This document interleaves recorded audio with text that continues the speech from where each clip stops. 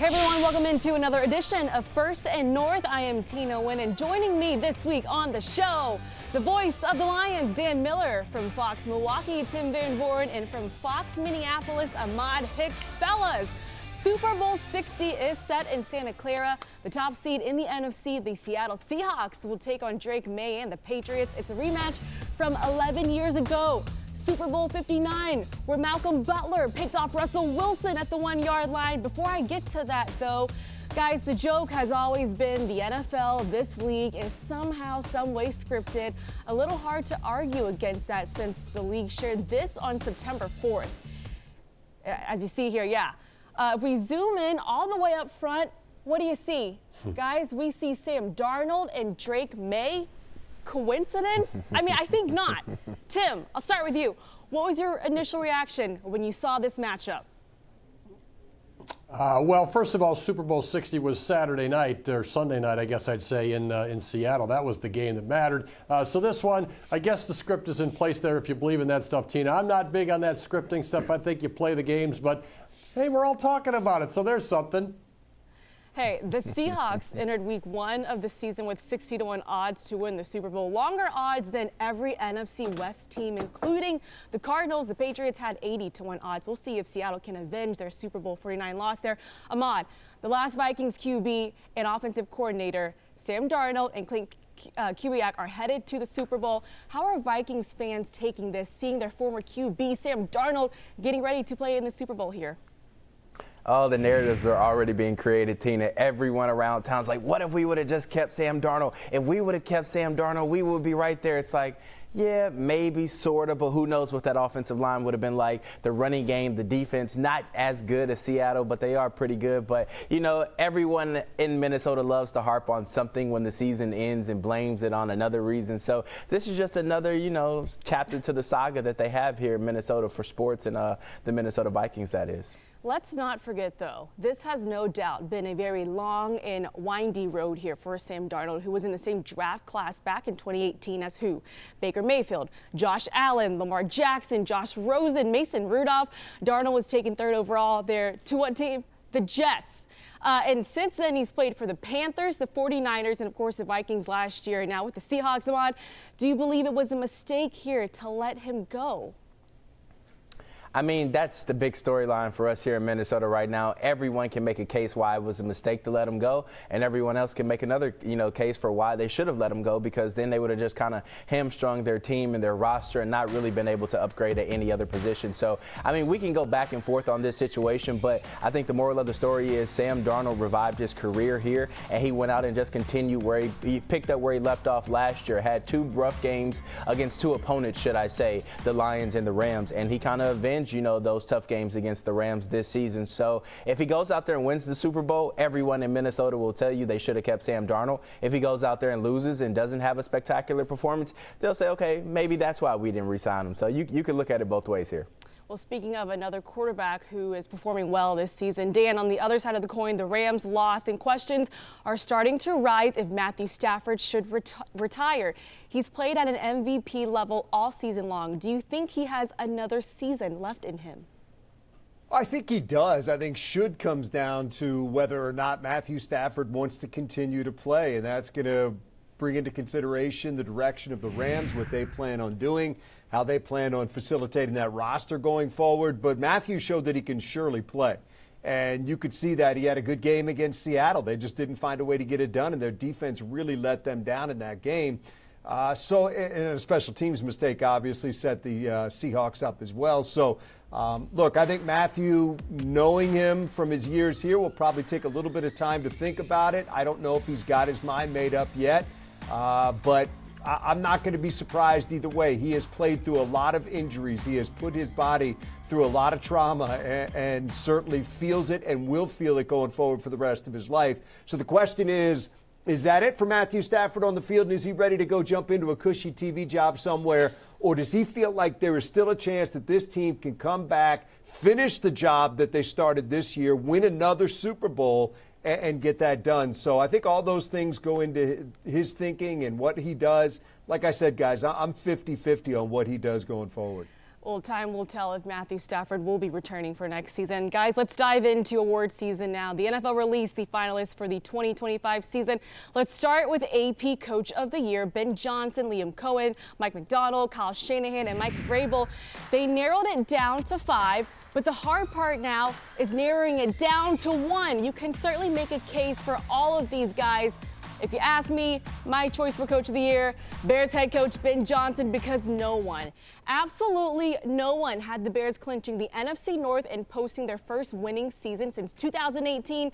The Bears went from winning 5 games last year with Matt Eberflus to 11 wins, double-digit wins this year.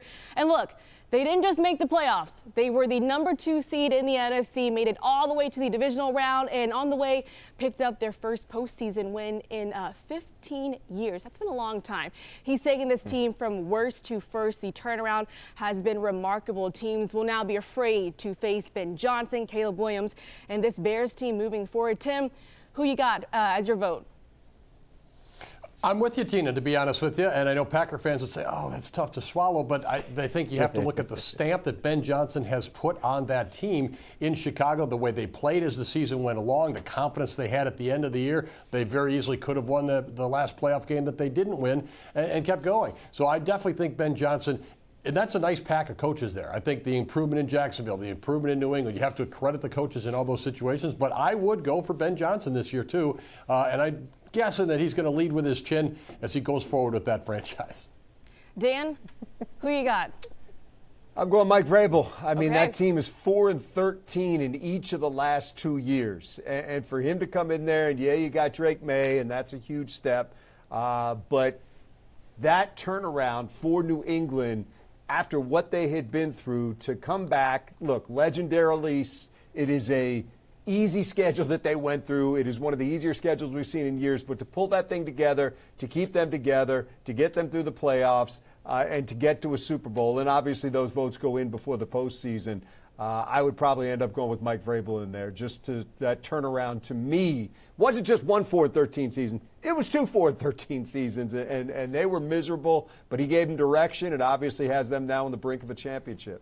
All right, Ahmad, we've got 2 votes here for Ben Johnson, 1 for Mike Vrabel. Who are you going with? I'm going to have to go Ben Johnson as well. Nothing short of remarkable what Mike Vrabel was able to do with that Patriots organization and turn them around, like Dan said, after 2 4-13 seasons. But I just think what Ben Johnson was able to do with this franchise, the Chicago Bears, everyone had them picked to finish last in the division this year. And then what they were able to do in the fourth quarter of games and come from behind, I mean, that says a lot about their quarterback, his development throughout the year, and what Johnson was able to do for this city and for this team. So I'm going to have to go with Johnson. I think he had the popularity vote towards the end of the season. Ahmad, I'll keep it here with you because Brian Flores was named a finalist for AP Assistant Coach of the Year. His defense finished 3rd in the NFL in total defense. The Vikings awarded him with a contract extension to remain as the defensive coordinator, but he can still leave if offered a head coaching job. Is he a lock to stay in Minnesota? Yeah, I think he's a lock. I've said it here before on this show. I just think while he's actively suing the National Football League for racial discrimination, I think we all know these owners collude with one another. They all make sure they're in the same lockstep with one another in the same category and make sure they're not offending another owner around the National Football League. So while I think he's more than deserving for a second opportunity to become a head coach, I just don't think that's going to happen with this ongoing lawsuit against the NFL. But I think people around here in Minnesota are elated to have him around, because I think we all know with the offensive situation we have with J.J. McCarthy and crew, you want to have some type of thing you can lean on, whether that's special teams or defense. And defense has been that the last couple of years under Flores. So while we do want to see him get a head coaching job eventually, we're happy to keep him here in Minnesota for sure. Tim, Micah Parsons was named a finalist for Defensive Player of the Year. If he was healthy, would he have had your vote? Myles Garrett, obviously, with the huge sack numbers there. Micah Parsons proved that he was arguably the most valuable player in some people's eyes, because once he dropped off, the Packers absolutely went off the cliff without him. I think he would have had a shot at it. The pure numbers would indicate that it would be hard to top Myles Garrett. But Micah Parsons was everything the Packers wanted him to be and more, and a leader, and he's saying all the right things going forward. The Packers are ecstatic with that acquisition. The injury curtailed the season to the point where he's not not in legitimate contention for this award. Otherwise, I think he would have given Garrett a run, although the sack numbers just would have been tough to overcome in my mind. Yeah, no doubt. That Green Bay defense certainly missed Micah Parsons there in 14 games, led the Packers with 12.5 sacks, 12 tackles for loss, and 26 quarterback hits before he tore his ACL in Week 15. Dan, Aidan Hutchinson isn't just on that list as well, but he is also in the running for Comeback Player of the Year, which he has to be the front runner for, right? Yeah, I think he's certainly going to be up there with 14.5 sacks, but I have a feeling this has historically been an award recently which has gone to quarterbacks.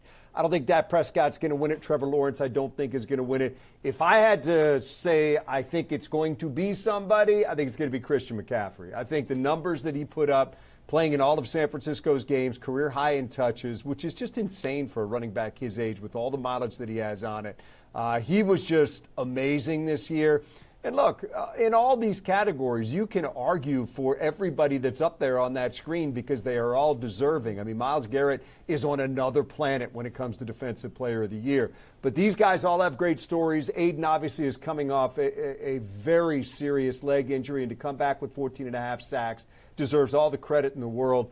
But I just think the numbers that McCaffrey put up and the electricity he injected into that San Francisco offense when they were really hurting this year and they needed guys like him to step up, I have a feeling he's going to be your winner. Yeah, everyone's certainly deserving here. And as you mentioned, Aidan Hutchinson, career best season, 14.5 sacks, led the NFL with 100 pressures. All right, guys, we need to take our first break here because coming up next, we dive into all the coaching hires and changes around the division. Stay with us here on First and North. Welcome back to First and North. I'm Tina Nguyen at our Fox 32 studios in Chicago, joined by Dan Miller in Detroit, Tim Van Born in Milwaukee, and Ahmad Hicks in Minneapolis. Dan, Lions officially announced the hiring of Drew Petzing as their offensive coordinator, not the big name that fans in Detroit may have wanted. And All-Pro wide receiver Amon-Ra St. Brown has a message to Lions fans who are doubting this hire. Take a listen. Bro, I see crazy Lions fans talking crazy like, oh, why would we do this? Like, bro, do you guys, like, have no trust in Dan? Like, in the Lions? Like, you think they would just hire a random dude? Like, be for real. Like, you think they don't know what they're doing? They don't do their research. They don't interview. Like, most of you guys don't know really much about anything, about any ball. Wow. Wow. And you're tweeting about a coach that was hired that you guys don't like because of XYZ. Like, it's just funny to me to see. Don't get me wrong, I love all Lions fans, but they are so quick to make, judgments about who we hired, who we did this. Like, bro, just relax, calm down. Like, let the whole thing play out. All right, that right there is a message to the fans. The beauty of all this, guys, is players now have their own platform to share their opinions too, so we know what they're thinking. Dan, I don't know if you knew this, but Petzing was one of Ben Johnson's groomsmen in his wedding. I believe he was the best man there. I heard Chris Long say this hire is the ultimate revenge on Ben Johnson. What do you think? Well, I think they like the fact that maybe there's some similarities between him and Ben Johnson, but Ben Johnson has cut his teeth and kind of stands alone now among some offensive coordinators who've gone on to be head coaches, and as we talked about, very successful in doing that. But listen, the Petzing thing, it's a fan's reaction when it's not one of the big names that's out there, and you hear somebody coming from Arizona, which has been not a great place for football for a while now. It's kind of like, what is that? But I do believe as more people looked a little bit deeper in the numbers, at the way that he's run his offense, at the numbers that he's put up, at the way that he has a run game working in Arizona, and the way he worked through injuries and still had production, I do think that initial wave of what the heck is going on here has kind of turned into, all right, I see what Dan Campbell's thinking here. So I think initially is what Amon-Ra was reacting to. I think since then a lot of people have come around to it. But I do think that's a byproduct that we see in a lot of these searches when it's not maybe the biggest name that you were hoping for, that there is some disappointment. But I think given time, there was also a little bit of introspection there, and people came back and said, you know what, maybe not so bad. Dan, I'll keep it here with you. Chicago native Mike Kafka is set to join the Lions staff as well. He's certainly impressed in Week 12 of the season. What more can you tell us about him? Another set of eyes, and we don't know exactly how this is going to work. I think a lot of us were surprised that in addition to Petzing, that Kafka was somebody that was brought in as well. Look, 5 years under Andy Reid, has been with Brian Daboll, who is a good friend of Dan Campbell in the coaching circuit in New York.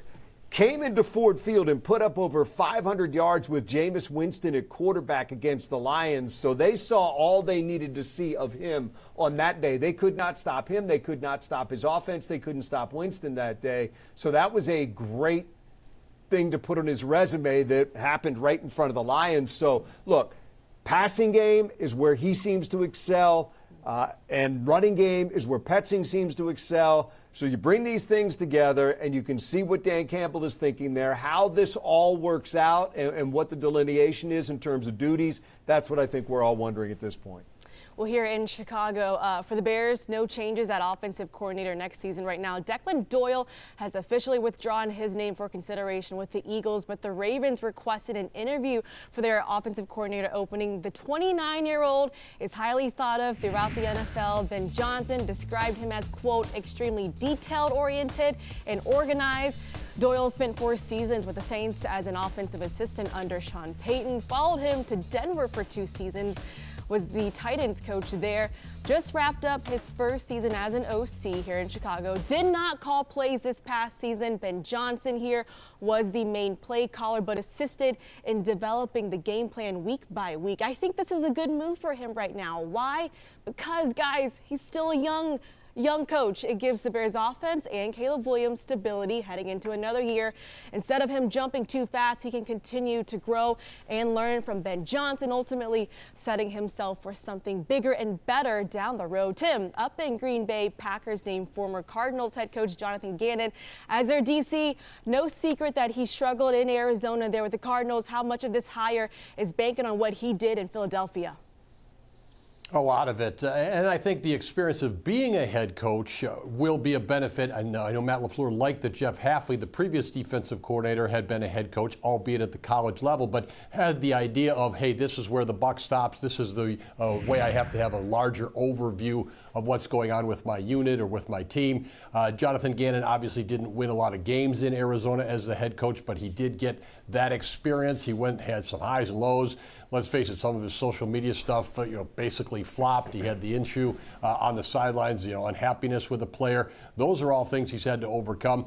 I get the sense Jonathan Gannon might be happy to just let me coordinate a defense. The Packers have Micah Parsons and other individual talented defensive players, and I think that's what LaFleur is looking for, and they go out and get Jonathan Gannon. I think it's probably going to turn out to be a positive hire all the way around. It is remarkable to me, though. Declan Doyle's 29 years old. When he came into the world, fans couldn't even name position coaches on these various teams. Nowadays, it's everybody has opinions about what the assistant special teams coach ought to be doing. It's just been a wild climb in NFL attention. Tim, keep it here with you because Jeff Hafley now in Miami, and I'm sure he's enjoying more sunshine than all of us are getting right now. Has he plucked anyone from Green Bay to follow him? Yeah, he's going to take a couple of defensive coaches with him. One guy, Sean Dugan, who he's known for a long time. Ryan Downer, the safeties coach in Green Bay, is going to go down there as well. Ryan's always impressed me. He's been through a couple of defensive staffs here in Green Bay. I think he's a rising coach in the NFL. So Jeff Hafley kind of knew what he was paying attention. He was coaching, obviously, but he was paying attention to his surroundings in Green Bay. They're taking a strength and conditioning coach with them. So John Eric Sullivan and Jeff Hafley certainly knew who they could possibly deal with. And I know that Hafley and Matt LaFleur had to have conversations like, well, I can't raid your staff. How are we going to work all this out? And by the way, Tina, Dolphins at Green Bay next season. Oh, there we go. Circle that one. All right. Ahmad, DB's coach and pass game coordinator Durante Jones has found a new home with the Commanders as their new defensive coordinator. How big of a loss is this for the Vikings? Well, I'm sure Vikings fans are happy to see Durante Jones go there instead of Brian Flores, as he did interview for that D.C. job. But I don't think it'll be a huge loss because Brian Flores has his hands all over this defense and what they're able to do. But I think it will be one of those like cultural losses, like around the locker room. Durante Jones was beloved by his guys that he coached and around the guys that, didn't play for him necessarily, but will be around him. I've heard nothing but good things about him and what he was able to do under Brian Flores here and all the other coaches. So I think it's a big loss for this team, just as in regards to the vibes around the locker room and in the coaches' offices and things like that. But as long as they have Brian Flores, I have no doubt whoever they bring in to coach the defensive backs, they'll be up to speed in no time here. Well, fellas, back to the Bears real quick, because assistant GM Ian Cunningham will do a second in-person interview for the Atlanta Falcons GM job. Cunningham has been a candidate for a GM gig over the last couple seasons. He was a finalist for the Falcons president of football position, which ultimately went to Matt Ryan. But interesting to note, if he leaves, the Bears will not receive any draft picks since Matt Ryan is deemed to be the primary football executive for the Falcons. Tim, back to you. Thoughts on a potential Green Bay reunion in Pittsburgh with Mike McCarthy and Aaron Rodgers? I would be surprised if it didn't happen, to be honest with you. Aaron Rodgers played well enough that I think he would entertain coming back, and he's really patched up his relationship with Mike McCarthy over the years. I know Mike was just thrilled to be back into NFL coaching this year and to be in his hometown of Pittsburgh. He was emotional at his introductory press conference. I could see some Steeler fans getting emotional just hearing that. So I could see a reunion heading into this season of those two guys who had their greatest professional accomplishments together as Green Bay Packers. First thing I thought of when I saw that Mike McCarthy was getting high there with the Steelers. Dan, after the Week 18 game in Chicago, Dan Skipper was emotional, saying that might have been his last one. Turns out it was. He announced his retirement last week. He embodied what it meant to be a Lion, didn't he? You know, he embodies, I think, what it means to be a football player. And not everybody's a star. Not everybody hits free agency and gets 50, 60, 70, 80, $100 million. Some guys just fight to find a spot. And then they find a spot and become important in a city. And that city takes to them like they did to Dan Skipper. Dan Skipper was never going to be a star in this league, but you know what? He was a really important member of this team after he fought just to find a space and bounced around and ultimately locked up a spot on the roster.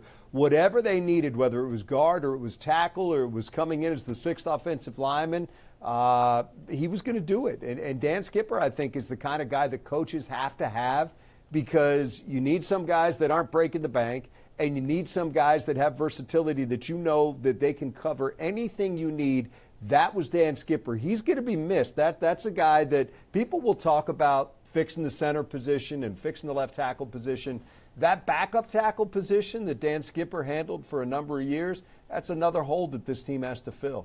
What a journey and career for Dan Skipper. Guys, we need to take our final timeout here. NFL Pro Bowl is next week. More additions were made to the roster, including one that shocked the NFL world. We discuss next on First and North. Stay with us.